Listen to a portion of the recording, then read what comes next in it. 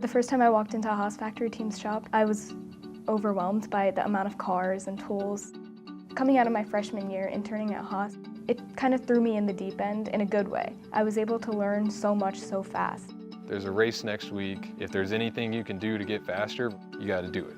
It was great to see a whole culture of what we can do for this one goal. It was just a whole bunch of people, one goal. I can't speak more highly than Texas A&M. They came in prepared, added value immediately. We're in a situation right now where engineering support is critical.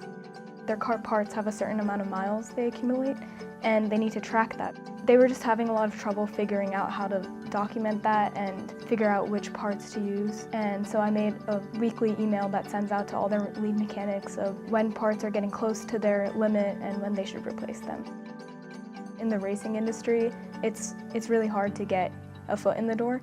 So having this connection that A&M established for us really helped. It's like a dream come true.